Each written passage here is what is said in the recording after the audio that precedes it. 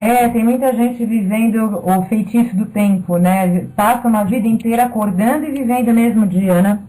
Exatamente. É igual aquele caso do professor, né? Ele deu 30 anos de aula ou deu uma aula 30 anos? A mesma coisa.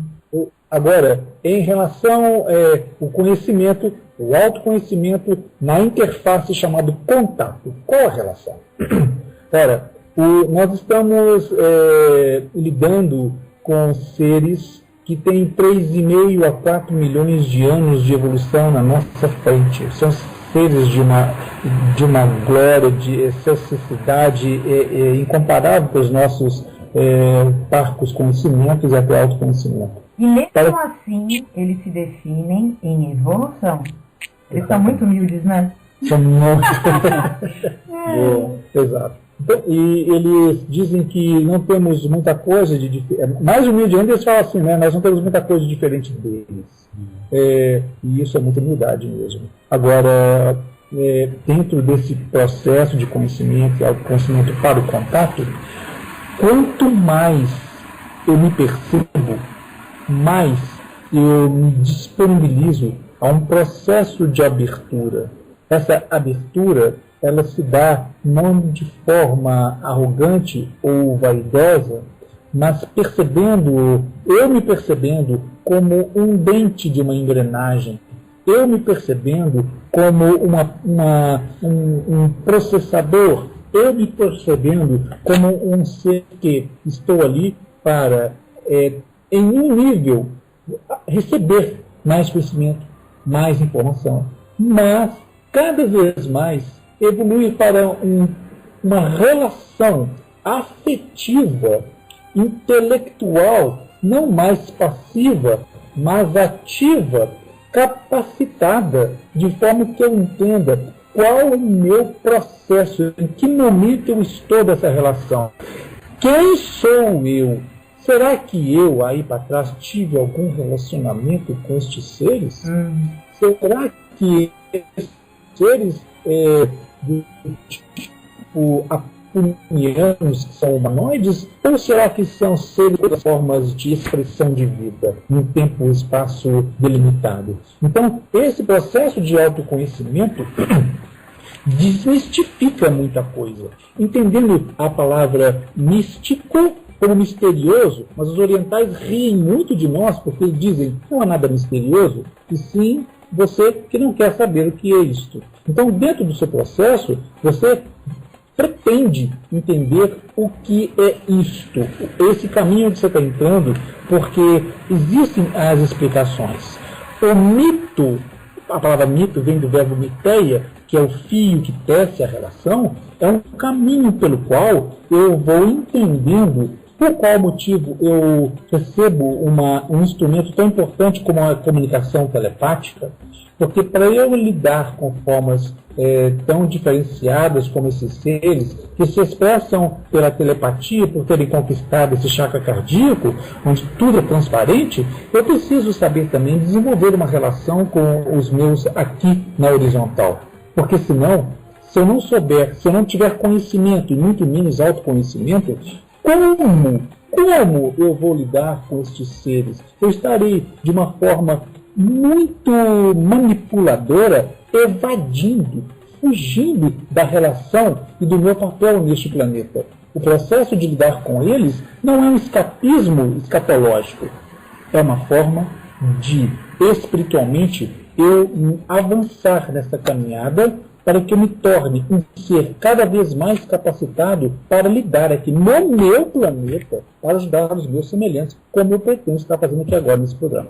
É muito importante que você falou a questão do escapismo, porque as pessoas, elas acham que o ET vai resolver o problema delas, ou coisa do tipo, ou esperando que eles dessem soluções prontas, que seria mais ou menos a mesma comparação de nós olharmos um formigueiro e querermos ditar regras onde já existe um esquema de vida.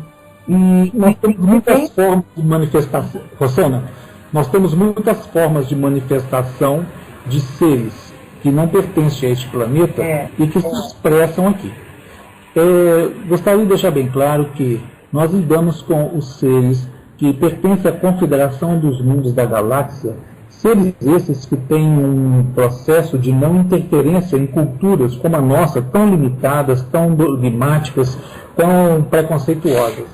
Lidamos com seres que respeitam muito essa lei de causa e efeito e, inclusive, o livre-arbítrio. Entendendo o livre-arbítrio como algo dos tolos, porque você sabe o que tem que fazer, você tem que fazer. Dentro desse processo, eles realmente trocam conosco de forma que nós possamos ponderar. Eles expõem para nós muitas coisas e comumente o que aprendi nessa caminhada é que a minha mente está muito cheia das minhas verdades, da minha arrogância, e só com alguns anos de estrada é que eu vou, se eu sobrevivo nessa caminhada, eu posso me disponibilizar a serenar os meus ímpetos egoístas para ouvir o que tem para ser colocado e para que eu possa, de novo, escolher. E como tudo na vida é uma questão de escolhas, com o passar do tempo, eu posso aprender a escolher cada vez com mais adequacidade dentro da lei de causa e efeito. Okay? Rosana, em relação ao contato e ao autoconhecimento, eu acho fundamental a gente estar falando da necessidade da reformulação dos paradigmas, porque a gente vai estar construindo, aprendendo valores que são universais para poder estar relacionando com eles. Então a gente está no pré-primário, se existe um antes do pré-primário, acho que é isso que a gente está, porque a nossa cultura, ela arraigou valores na gente que a gente nem percebe, né? Essa filosofia cartesiana, tudo fragmentado, e a gente vai lidar com seres que conhecem as regras da vida, que se relacionam como uma grande teia, onde tudo é holográfico. Então é uma reformulação profunda. Então a gente precisa se conhecer, a gente precisa saber quem somos e para que estamos aqui, qual que é o nosso papel, né, para conhecer todo o cenário, mas a gente vai precisar estar apagando o que a gente aprendeu para estar extrapolando aí para valores que são universais. E quando vocês escrevem isso, sempre fica aquela coisa que hoje eu tenho mais entendimento, nós conversamos muito sobre isso, aqueles casos em que eles invertem. Já houveram casos assim no passado de pessoas que tinham uma realidade fundamentada de uma outra forma, sem contato com Rama, foram levadas e devolvidas e foram direcionadas à Rama, e todas elas, inclusive elas, percebem, nossa, esse conhecimento me fez falta, né? E essa inversão desse caminho é muito importante para salientar, porque a confusão na educação, na percepção, tudo que a gente veio falando nessa entrevista, não que ela vá invalidar a experiência de contato, pelo contrário, a questão para quem teve esse tipo de experiência física, 3D, passeou, vamos dizer assim, em outra realidade, volta para cá, fica um pouco desconcertado, e isso em alguns livros o Sisto abordou, que durante alguns anos, durante o desenvolvimento da humanidade, algumas pessoas foram literalmente levadas, mas não num decurso de tempo de 15, 20 minutos, como a gente tem nos livros do Rama, mas foram levadas por séculos, pessoas que foram levadas no tempo de Jesus, anos 20, até mais atrás. Essas pessoas foram reinsertadas na sociedade com identidades falsas, tem alguns tratados do CIF abordando isso, e essas pessoas naufragaram, não deu, elas não aguentaram mais. Então, assim, essa parte ela é muito séria, porque você lida com uma coisa praticamente intangível, e a revolta de ser jogado de volta. Daí, o trabalho que conduzimos é um trabalho psicopedagógico, terapêutico, de forma que essas pessoas que estão se relacionando conosco, entendendo e apoiando dessa forma, porque nada é imposto, trabalhamos com consenso. O consenso não é algo democrático. O consenso é algo onde eu posso convencer você que, por exemplo, roubar é bom. Então nós vamos concentrar em roubar é bom. Então durante um certo tempo eu vou conduzir um grupo com esse norteador. Só que com o passar dos dias, semanas, percebemos que é inadequado e novo consenso é feito para que, por meio daquela experiência, que se frustrou provavelmente, claro, não é nada legal, nós podemos mudar para um outro processo. Então, quase todo o tempo, consensamos o que fazer e, desta forma, a união se estabelece, não de forma de cima para baixo, mas numa troca cada vez mais frutífera. Isso também valoriza toda a psique do indivíduo, toda a formação do caráter da pessoa e a transformação, entendendo o caráter como caractere, como marca da pessoa, de forma que essa marca, interessante, vai se transformando.